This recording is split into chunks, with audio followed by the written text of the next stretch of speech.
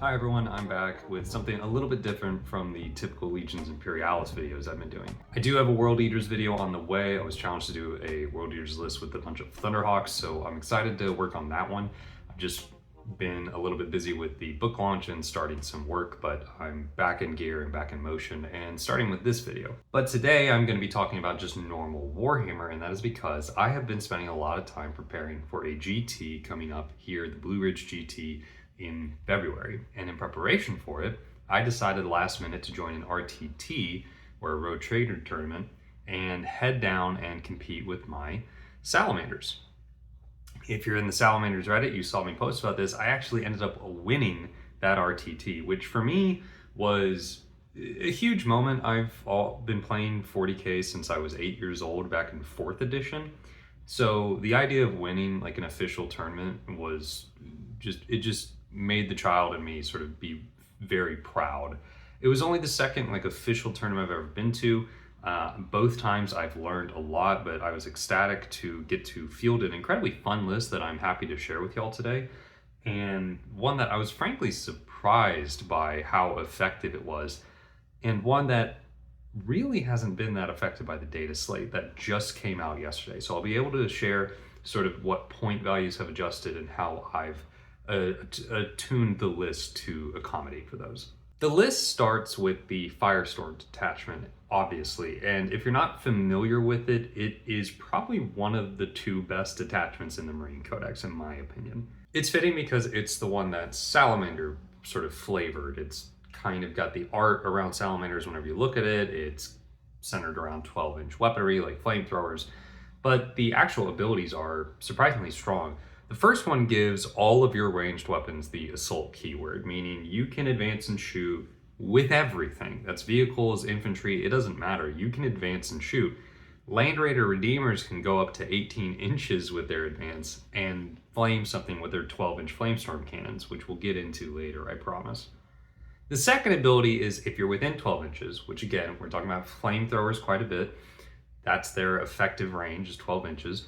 You get +1 to your strength, and this has varying effects across the battlefield, but when you combo your list in a few ways, it can have surprising effects across the battlefield, which we'll talk about later.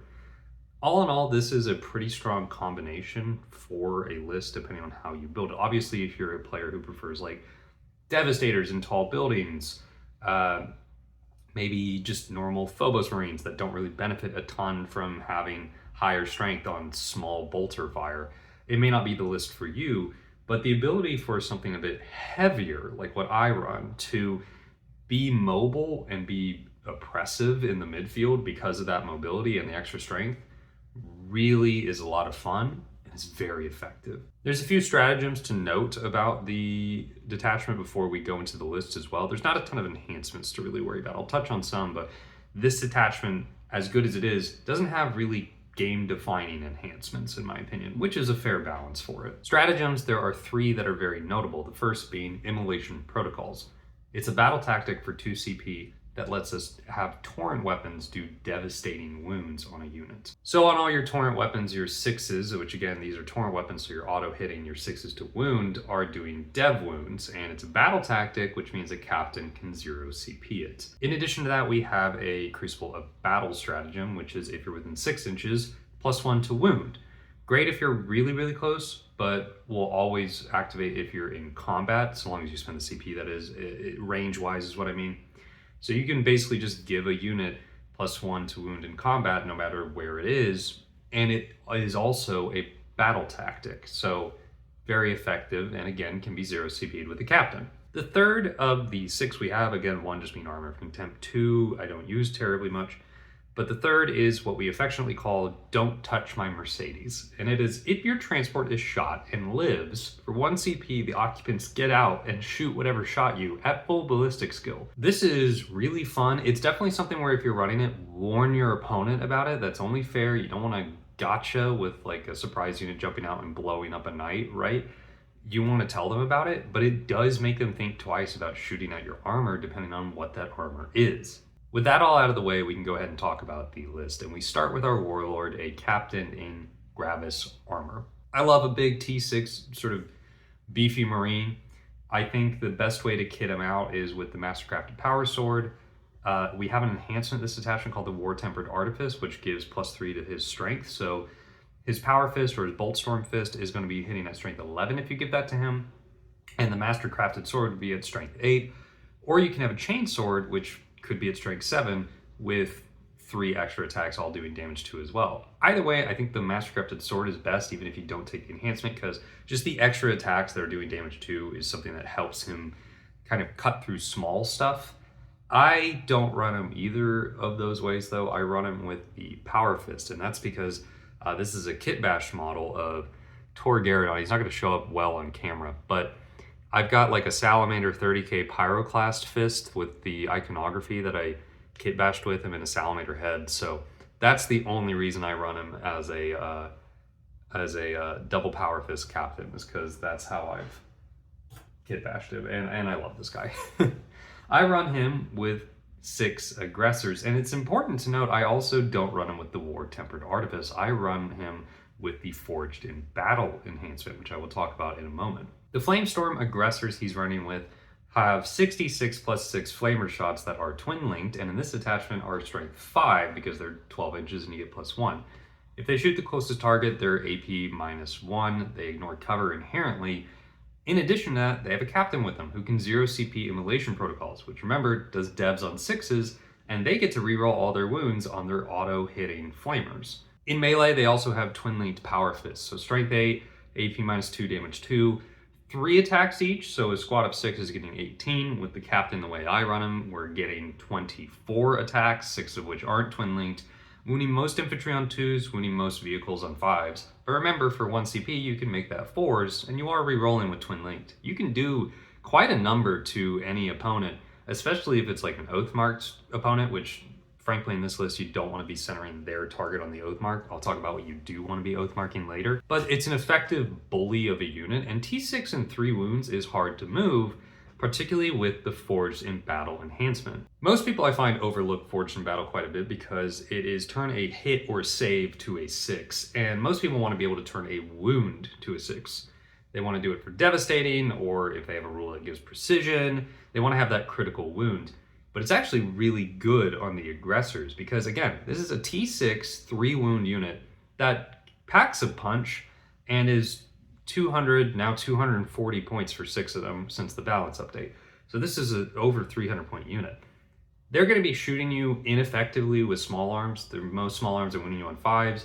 Hell, a lot of large arms are wounding you on 3 and not 2s like they're used to. A las cannon's the only thing wounding you on 2s or above, that is. So it's most effective to shoot high AP at you. And when you're doing that, you know, you can be in cover, you can have Armor of Contempt, you could have both even, and you can make it very annoying to kill these, even being shot by the highest AP. You can be shot by an AP 5 Brigand Melta, if you're like the closest target, and be in cover and have Armor of Contempt, still have a 6-up, and on that 2-shot gun, you can roll your saves, maybe roll one of them a 6, and one of them you just turn to a 6, and you look and go, my guys are fine. It's very frustrating for the opponent to deal with, especially because you get to do it once per turn, not once per battle round, meaning that you can sort of get into a risky fight and know that you have that, or tank an Overwatch with it, which is very funny. I've been hit by a las cannon running with these boys before and then just popped that 6 in my opponent. My opponent thought they were going to take me off of an objective that I was moving towards, and the sadness in their face afterwards was kind of funny. These 7 brave soldiers are riding in a Land Raider Redeemer we affectionately call Mama Jean. Mama Jean, the Land Raider Redeemer, in this list, in this attachment, is insane. Anyone running Firestorm needs a Land Raider Redeemer. The fact that it's strength 6, AP -2, damage 2, 2d6 +6 auto-hitting flamers can just roll up to 18 inches on a T12, 2+ save, 16 wound, with smoke tank and just dominate the midfield. It can Overwatch, so it rolls up, takes out a unit or heavily wounds it, and then your opponent has to sit there and go, there's a 24-inch diameter in the middle of this battlefield right now that I am not allowed to step into. And what's better is in this attachment, you might initially think that the +1 strength doesn't matter a ton on the Redeemer. It does matter obviously for its multi-melta, which goes up to strength 10 at 12 inches and therefore can wound most armor on 4s. but it actually matters a lot on those flamers. Strength 7 flamers aren't going to make a difference targeting infantry. Anything, you're not hitting a double at that point. You know, you're already wounding toughness 3 on 2s, you're still wounding toughness 4 on 3s, you just made it to where you're wounding toughness 6 on 3s as well. But you can wound vehicles, all vehicles besides like monoliths, on 5s now. And on a damage 2 flamer that's AP -2, that's huge. I have melted armatures in Overwatch with this tank. I've melted Forge Fiends that got a little too close with this tank because it moved up so far. Wounding with that amount of auto hits on 5s, if you roll just a little bit hot, it is enough to absolutely melt armor, or in most cases damage it to the point where they're going to be taking some serious hindrances. You've got the Hunter Killer, you've got the Assault Cannon for some possible devastating wounds, but overall, just I owe so many games to Mama Jean. I love her. She is amazing. And I will never play a 2K game without her if I can help it. We then are taking 2 Repulsor Executioners, each with 3 Eradicators inside. It is a hell of a combo. These things being able to shoot a Strength 14 gun across the board, AP -4, D6 +4 damage with 2 shots is just absurd and will make any opponent scared. In fact, your opponent will likely go after these instead of the Land Raider because of the profile on that main gun. And a lot of people, they kind of dismiss the small guns, but I'll tell you, the fact that you can fire that main gun very threateningly at whatever you want and still be able to just knock out cultists or thin away at a cursed cultist with all the chaff weaponry it has makes it a hell of a utilitarian vehicle for its points. It's T12, 16 wounds with a 3-up save, but it still has smoke, making it the apt candidate for the Don't Touch My Mercedes strat. So it gets shot, and your Eradicators, which remember, reroll hits, reroll wounds, and reroll damage so long as they're shooting at a vehicle, and in this attachment, if they're within 12, which you want to be up close, they get +1 strength, meaning they're winning most vehicles on 4s, pop out on your opponent's turn, and shoot whatever just shot your tank, as long as your tank lived, which it probably did.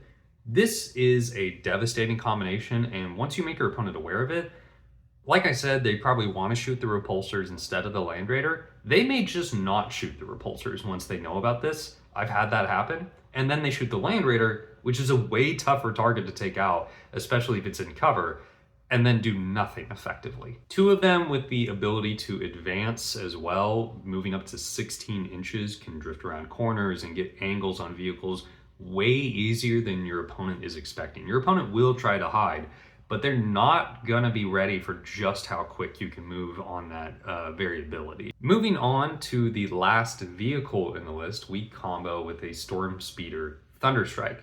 This is a wonderful tool to have in your toolbox for any Marine player. As long as it hits with its long range weaponry, which are, by the way, Las Cannon and 2 Las Talon shots and an Icarus rocket pod, as long as it hits a monster or vehicle, for the rest of that phase, all of your ranged weapons in your army get +1 to wound that thing. This is crazy in this list because if it pings just the smallest shot, these laser destroyers are wounding on 2s. The Eradicators go from wounding on 4s on most vehicles to wounding on 3s. The Land Raider could be wounding on 4s. The Aggressors could be wounding on 5s at AP -1. The Infernus Marines that are coming up wound vehicles on 4s with their 10d6 flamer shot. That's enough to make any of the units in this list versatile and a real threat. In addition to the fact that it's very fast, it has the fly keyword, it can move up to 20 inches and still shoot with the advance rule, and it is really good for sort of staying in the backfield with its range, but allowing you to score points when needed. Sometimes it needs to zoom up and get area denial, sometimes it needs to go to a corner and get engaged. For 160 points, it's well worth it, and as a force multiplier, it is essential in my opinion. As I said, also, we have 10 Infernus Marines, and I have to ask, why does everyone hate these guys? And I mean Marine players. Nobody runs them. They're great. I've been running them every single game since I got them in Leviathan. Partly because I'm a Salamanders player, and if I don't, my local store will bully me, but they're justified to do so. They're also my best painted models, so I like having them on the table, but 10 of them on like your weak side, sort of. You just put them where your opponent has the least amount of force and is your like least important objective. They just move up and they exert, again, another 24-inch diameter zone of control. They're really effective for their point cost. It's a strength 6 flamer in this detachment. It is something that is gonna make your opponent think twice about moving into any region. I understand they don't have AP, but you know, overwhelming firepower helps. Moving on, we have probably the most fun conceptual unit of this list, and I can't take credit for it. A buddy of mine at my local store gave me the idea, and I've been running it and having a lot of fun with it ever since, and that is 10 Vanguard Veterans with jump packs, all with hand flamers, and a captain with a jump pack with a hand flamer and a power fist. These guys are hilarious because their flamers are normally strength 3, but in this attachment they're suddenly strength 4, meaning they do 11d6 strength 4 hits against anything they shoot at. So if it's, you know, a T3 army or like a horde army, that's really funny. If it's Marines, you're not going to have as much effect, but remember, for 0 CP with the captain, these hand flamers can do immolation protocols to do dev wounds. And because of the way the captain rule works, you can do it even if the Gravis captain has already done it. Hell, you can do both if you've already done it on another unit like the Infernus Marines. This makes for some incredibly funny utility. In my winning game at the RTT, these guys melted Magnus with dev wounds to kill him. It was worth all the damage Magnus ended up doing to me just to have strength 3 flamers like take him down. It was hilarious. In addition, they're natively strength 5, strength 6 on the charge with the captain, and lethal hits on the charge at AP -1. The AP -1, it could be better, you know, that's why these guys are so good in Blood Angels. You run them with a priest and you get AP -2 on them. But strength 6 means a T3 armor, you're winning on 2s. The fact that you can go against a lot of vehicles winning on 5s and have lethal hits. And again, you have a 1 CP strat for +1 to wound, meaning you can wound Marines on 2s or vehicles on 4s. This is the unit that you oath mark for, if not your tanks. Yeah, so you either oath for the repulsors, basically making sure they're like 4 shots that they have between the 2 of them with the laser destroyers are hitting their target, or you oath mark for the Vanguard Marines melee. And what you probably want to do is first turn oath mark the repulsors, second turn oath mark the Vanguard because of the way you're going to play them. They are a little tricky to play, which I'll explain in just a moment. But anyway, oath mark, hitting on 3s, getting lethals, re-rolling any misses, wounding on 2s or 4s against vehicles with the +1 CP to wound strat. It's really effective in measured doses. Again, they're only AP -1. Against anything that doesn't have Armor of Contempt or is a single vehicle with 12 wounds, that's going to be pretty devastating. Against things like Marines with Armor of Contempt that have a total of 20+ wounds in a squad, because these are 1 damage weapons. Yeah, the captain's gonna help with his power fist, but probably not enough. And yeah, your flamers are pistols, so if you get stuck in, you can use them still, but you're also still just a Marine. You don't have the storm shield in this loadout. What we end up doing with them is taking advantage of the terrain when we deploy. Essentially, you decide where your strong side is going to be because it's going to be flanked by them and slightly the Land Raider. And you put them sort of safe up front a little bit, but out of line of sight, so they're not getting shot turn 1. And then they jump to cover. They jump, if you're using ITC rules, just onto a building that is near an objective where the first floor is obscured. And they sit there. It's even better if that building is like lined up with an objective so they can cleanse or something like that or hold that point. And they wait. And they wait until someone gets too close. And then they pounce. They stay safe the entire game, as long as it takes for someone to come near them.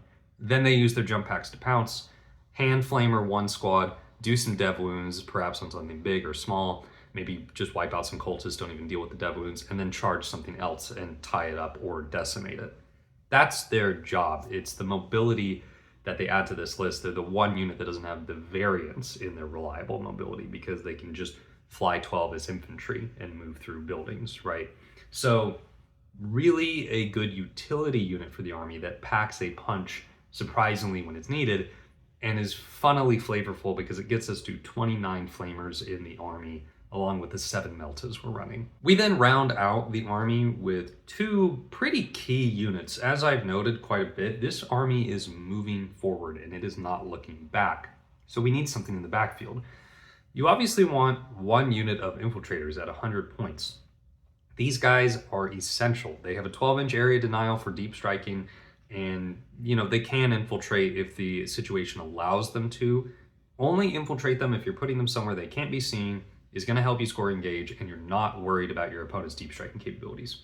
But most of the time, they are dedicated to somewhere in your backfield, along with the last unit on the list, a lone op lieutenant, the lieutenant with combi weapon.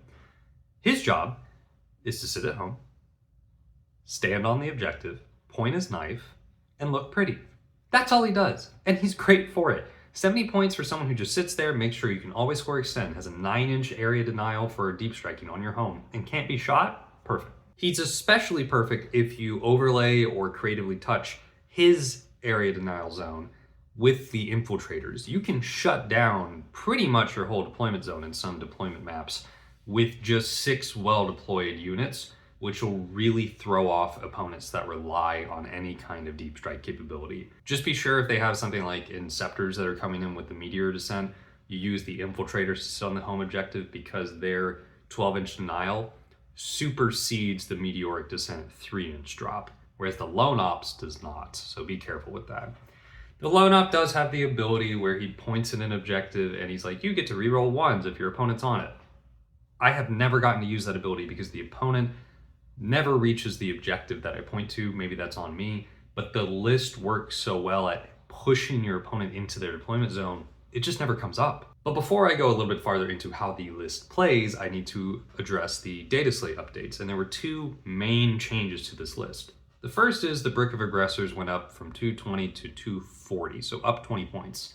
But the Infernus Marines went down 10 points for a Brick of 10, because I guess no one's running them. So net, the list went up 10 points, which means we just get rid of Forged in Battle. And like I said, none of the enhancements in this army or in this detachment are very game defining.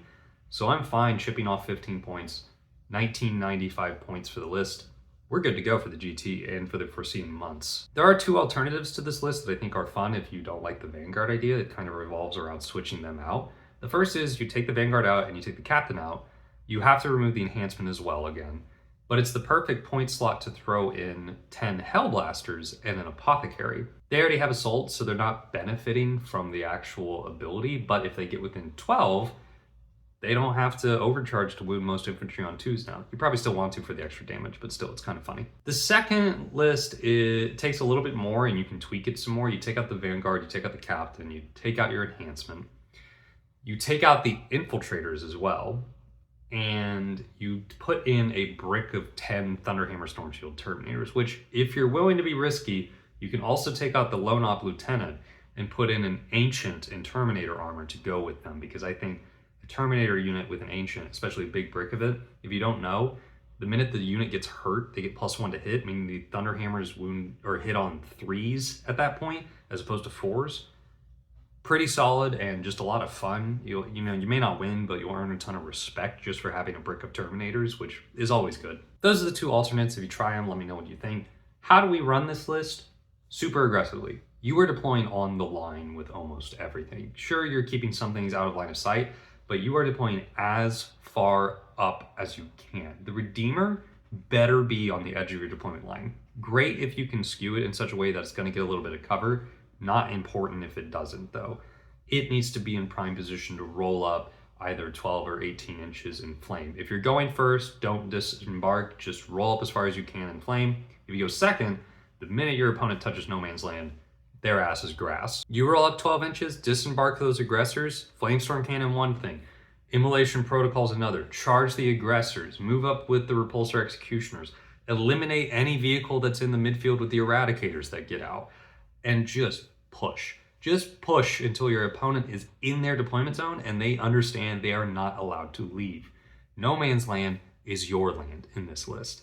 Run it that way. And that's my Salamanders list. So if you're on the Salamander Reddit, I posted a while back about this, and I know you've been looking out for this video. I'll be sure to update you all on that. Let me know what you think and what you would change. And if you haven't, and you're one of my regular viewers, please go check out my novella, Mausoleum. It is a cosmic horror I just put out, and it's done quite well on Amazon. So you can get it in paperback or ebook, and I'd really appreciate the support. I'm gonna be doing a lot more videos here coming up as, again, I've got things settled. I've just been preparing for this GT, but I've gotten into a groove now since the new year started and the holidays are back. So let me know what you want to see next, and y'all have a good one.